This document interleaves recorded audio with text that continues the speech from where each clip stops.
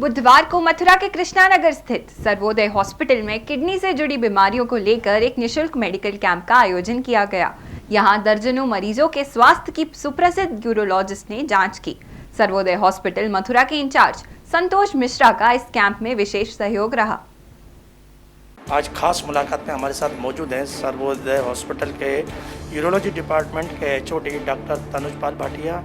आप जाने माने यूरोलॉजिस्ट हैं और आज भगवान श्री कृष्ण की इस नगरी में अपनी सेवा देने के लिए आज आपने एक निःशुल्क कैंप किया है। इस दौरान मथुरा के यूरोलॉजी से संबंधित जो पेशेंट हैं जिनको ऐसी दिक्कत है, किडनी से प्रॉब्लम हो, प्रोस्टेट की हो या अन्य ऐसे जुड़े हुए मामले हैं, तो उनको देखने के लिए आज स्पेशल आपने यहाँ अपनी सेवाएँ दी हैं। तो आइए उनसे जानते हैं कि मथुरा में आज कितने मरीजों को आपने ओपीडी में चेक किया, किस तरह के पेशेंट थे और उन लोगों को क्या आपने खास अपने दिशा निर्देश दिए हैं। बताएं डॉक्टर साहब। नमस्कार जी। तो आज हमने ये कैंप यहाँ पे किया था यूरोलॉजी डिपार्टमेंट का, जिसमें हमने किडनी स्टोन, प्रोस्टेट आदि के पेशेंट्स देखे और उनको ट्रीटमेंट स्टार्ट किया। तो आज हमने करीब 20-22 पेशेंट यहाँ पे देखे हैं, जिसमें तरह तरह की बीमारियों के पेशेंट थे। मैंने एक चीज़ देखी कि यहाँ पे मथुरा में ख़ास करके एक तो किडनी स्टोन यानी कि पथरी के मरीज़ काफ़ी हैं, दूसरा यहाँ प्रोस्टेट की प्रॉब्लम्स वाले पेशेंट भी काफ़ी हैं, जो कि आमतौर पे वैसे ही दवाई लेके खाते रहते हैं। तो उनको ये भी नहीं पता सही है गलत है, इससे आराम पड़ रहा है तो क्या करें, नहीं पड़ रहा तो क्या करें। तो उनका ट्रीटमेंट कहीं ना कहीं प्रॉपर उसमें नहीं चल रहा था। बट हमने काफ़ी ऐसे पेशेंट देखे और आगे उनको डायरेक्शन दी कि जो आपने ये टेस्ट कराने हैं, ये आपका फॉलोअप रहेगा। एक चीज़ मैं आपके माध्यम से जनता तक ज़रूर पहुँचाना चाहूँगा कि क्या होता है कि ज़्यादातर हम डॉक्टरों के पास पेशेंट ये सोच के आने से घबराता है कि आती ऑपरेशन बोल देंगे। ऐसा नहीं होता। ज़्यादातर यूरोलॉजिकल बीमारियों का इलाज जो है वो दवाइयों से किया जा सकता है। आप मान लीजिए अगर किडनी स्टोन का पेशेंट है तो ज़्यादातर छोटे स्टोन हम भी दवाइयाँ ही लिखते हैं, अनलेस ज़रूरी हो। सपोज़ किसी को बुखार आ रहा हो, पथरी कई हफ्ते कई महीने हो गए निकल नहीं रही, या पथरी बहुत बड़ी है, तो हम ऑपरेशन एडवाइस करते हैं। इसी तरह अगर प्रोस्टेट के पेशेंट होते हैं यानी कि गदूद के पेशेंट होते हैं, 100 में से 70 लोग सिर्फ दवाइयों पे चलते रहते हैं, 30% लोगों को ऑपरेशन की ज़रूरत पड़ती है। तो वो हमारे फॉलोअप में रहते हैं। पहले हम हमेशा दवाइयाँ दे के देखते हैं और हमारी भी कोशिश ये रहती है कि जिसको ज़रूरत हो उसी का ऑपरेशन किया जाए। आगे अगर किसी को ऑपरेशन की ज़रूरत पड़ती भी है तो आज की डेट में हम लेज़र से ऑपरेट करते हैं, जिसमें बहुत ही ना के बराबर ब्लीडिंग होती है, बहुत जल्दी रिकवरी होती है। ज़्यादातर 24 घंटे के अंदर पेशेंट एडमिट होकर ऑपरेशन करा के डिस्चार्ज भी हो जाता है। सो जहाँ इंडिकेशन सही हो वहाँ रिजल्ट भी अच्छा आता है। इसलिए हमारी कोशिश रहती है जिसको ज़रूरत हो उसी को सर्जरी की जाए, और अपनी तरफ से जो बेस्ट अवेलेबल सर्जरी है, मैं ये कहूँगा ना सिर्फ इंडिया में बल्कि वर्ल्ड वाइड, अगर हम प्रोस्टेट की बात करें तो लेज़र सर्जरी, जिसको हम होलेप बोलते हैं, वो बेस्ट सर्जरी आज की डेट में मानी जाती है। वो हम प्रोवाइड करते हैं और उसके रिजल्ट्स बहुत अच्छे हैं। डॉक्टर साहब, ये जो अगर आप बात कर रहे हैं आप इसकी प्रोस्टेट की, तो प्रोस्टेट किस वजह से ज़्यादा फैलती बीमारी, अगर लोग उसमें थोड़ा जागरूक रहें तो उससे बीमारी को ही बढ़ने से आप रोक सकते हैं। सो प्रोस्टेट का बढ़ना एक एज रिलेटेड चेंज है।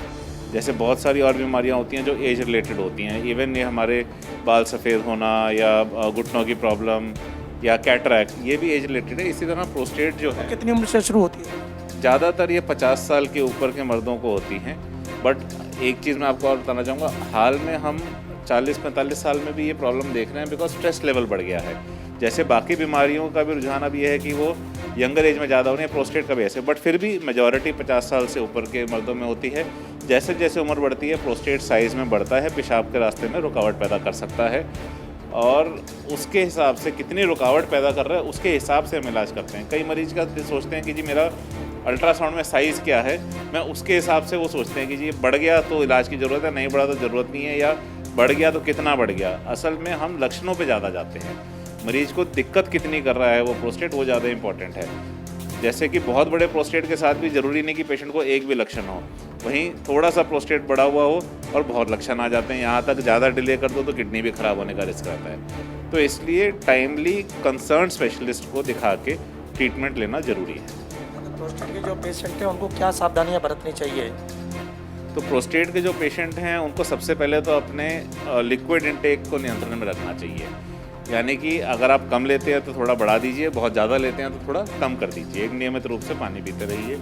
सेकेंडली, आपको मसालेदार खाना कम खाना चाहिए, स्मोकिंग अवॉइड करनी चाहिए, चाय कॉफ़ी कम लेनी चाहिए, अल्कोहल का सेवन अवॉइड करना चाहिए प्रोस्टेट के पेशेंट्स को। ये जो पथरी है, स्टोन है, इसके लिए क्या खास बात है, किनकी वजह से ज़्यादा बढ़ता है? क्योंकि मथुरा में देखते हैं यहाँ बहुत ज़्यादा पेशेंट हैं और ज़्यादातर आपके या तो फरीदाबाद सर्वोदय हॉस्पिटल जाते हैं या यहाँ आपके आते हैं, तो उसके लिए क्या उपचार है और क्या निदान? जी, ये आपने बिल्कुल सही कहा कि किडनी स्टोन डिजीज़ यानी कि गुर्दे की पथरी की बीमारी इस एरिया में बहुत ज़्यादा है। इससे बचना ये तो बहुत ज़रूरी है। इसके लिए पहली बात तो जब आपकी पथरी निकले या आप निकलवाओ सपोज़ ऑपरेशन से, तो उसको टेस्ट करा लेना चाहिए कि वो किस टाइप की पथरी है। दूसरा, सब पेशेंट्स को हमारी ये एडवाइस रहती है कि एक तो पानी ज़्यादा पीना है। सबसे ज़रूरी बात यही है कि आपने लिक्विड इंटेक बढ़ाना है। इतना पानी पीना है कि आपको पेशाब जो है बिल्कुल पानी की तरह ही दिखना चाहिए, ठीक है। सेकेंडली, आपको खाने में जो आप नमक लेते हैं, स्पेशली ऊपर का नमक जो आप डालते हैं, कुछ लोगों को शौक़ होता है सब्ज़ी में भी ऊपर का डाल लिया, पापड़ ले लिया, अचार वगैरह ले लिया, सलाद पे डाल लिया, ये आपको अवॉइड करना है। तीसरी बात, जो सबसे कॉमन पथरी होती है वो होती है कैल्शियम ऑक्सलेट। तो कैल्शियम ऑक्सलेट का जो ऑक्सलेट कंपोनेंट है वो ज़्यादा ख़राब है, तो इसलिए ऑक्सलेट कंटेनिंग जो खाने होते हैं जैसे कि पालक, टमाटर, इस तरह की चीज़ें आपको कम खानी है। चाय और कॉफ़ी, चॉकलेट, इन सब में भी खूब ऑक्सलेट होता है, तो ये आपको कम करनी है। बंद कुछ भी नहीं करना होता, कम करना। अच्छा, इसमें आम चलन में कहते हैं कि बीज वाली चीज़ें नहीं खानी है, उनसे ज़्यादा होती है, ये लोगों में एक धारणा है, भ्रांति है, तो क्या ये सही है या केवल एक भ्रांति है? देखिए, ऐसे जनरलाइज़ करना मुश्किल है कि बीज वाली चीज़ें नहीं खानी। जैसे कि नींबू में भी बीज होता है, बट नींबू का जो रस होता है उसमें उसको हम सिट्रस फ्रूट मानते हैं। ऐसे ही हमारे ऑरेंज वगैरह, संतरा वगैरह होते हैं, मौसम्बी होती है। ऐसा नहीं कि इनमें कोई बीज नहीं होता, लेकिन इनको अगर आप पानी में डाल के पिएंगे, इनका रस लेंगे, तो उससे आपको स्टोन बनने का रिस्क कम होता है। वहीं टमाटर में रिस्क ज़्यादा होते हैं। हाँ, टमाटर में भी बीज होते हैं, ऐसे ही कुछ और होते हैं। तो जनरलाइज़ करना मुश्किल है कि बीज वाली चीज़ें कम खानी चाहिए, बट जो मैंने आपको बताया ये स्पेसिफिक चीज़ें हैं। सबसे ज़रूरी इन सब चीज़ों के ऊपर है पानी ज़्यादा पीना, खाने में नमक थोड़ा कम लेना। इसके फिर आज की जो पद्धति को हम बात करें तो उसके इलाज क्या, अगर पथरी किसी के है तो उसका अगर ऑपरेशन है तो किस किस पद्धति से ऑपरेशन होते हैं जिससे मरीज को भी लाभ मिले और उसका ज़्यादा पैसा भी व्यय ना हो? आज की डेट में पथरी को निकालने के 2-3 मेन तरीके हैं। एक तो तरीका है जिसमें पीछे से होल करके, किडनी में होल करके जाया जाता है और लेज़र से पथरी को तोड़ के निकाला जाता है दूरबीन डाल के। दूसरा तरीका है लिथोट्रिप्सी, जो पहले ज़्यादा करते थे, अब थोड़ा कम करते हैं, क्योंकि लिथोट्रिप्सी में क्या करते हैं, किरणों से बाहर से ही पथरी को तोड़ा जाता है। उसको अब इसलिए लोग कम कराते हैं क्योंकि उसमें एक तो कुछ हार्ड पथरी टूटती नहीं है, ऊपर से टूट भी जाए तो मल्टीपल सेटिंग की ज़रूरत पड़ती है, 2 बार, 3 बार, 4 बार। तो आजकल हर कोई कामकाजी है, ज़्यादातर यंग पेशेंट्स को स्टोन बनते हैं, तो इतनी बार हॉस्पिटल आना पॉसिबल नहीं। तीसरी जो टेक्निक जो लेटेस्ट है उसमें हम पेशाब के रास्ते से ही गुर्दे तक जा सकते हैं और वहीं पे हम लेज़र से स्टोन को तोड़ते हैं। इसको बोलते हैं RIRS। तो इस टेक्नोलॉजी ने बहुत कुछ चेंज कर दिया है। आज की डेट में सबसे ज़्यादा होने वाले ऑपरेशन किडनी स्टोन के लिए RIRS ही होते हैं। उसमें चाहे ट्यूब में स्टोन अटका हो, चाहे किडनी में स्टोन हो, हम पेशाब के रास्ते से जाके लेज़र से उसको तोड़ सकते हैं, लेकिन उसकी एक लिमिट है। बहुत बड़ी पथरी के लिए RIRS करने का मतलब नहीं है। कितना खर्चा होता है इसमें? सर, खर्चा की बात यह है कि लगभग आपका 70,000 से 1 लाख रुपए के बीच में इसका खर्चा होता है, बट उसके बेनिफिट हैं। मतलब अगर हम इसको वैसे देखें कि पेशेंट को कितने दिन अस्पताल में रहना पड़ा, कितनी जल्दी इसकी रिकवरी हुई, तो उस मामले में यहाँ वो खर्चा पेशेंट रिकवर कर लेता है। क्योंकि अगर आप पेशाब के रास्ते से ऑपरेशन कराते हो तो आपको लंबे समय छुट्टी लेने की ज़रूरत नहीं है, फिर आप अपना 2 या 3 दिन में काम पे वापस जा सकते हैं। उसके मुकाबले जब हम किडनी में होल करके ऑपरेशन करते हैं तो आपको 10 से 14 दिन छुट्टी लेनी पड़ जाती है। तो जो पैसे पेशेंट ऑपरेशन के उसमें बचाता है वो एक्चुअली उसका लॉस ऑफ पे के रूप में लॉस हो जाता है।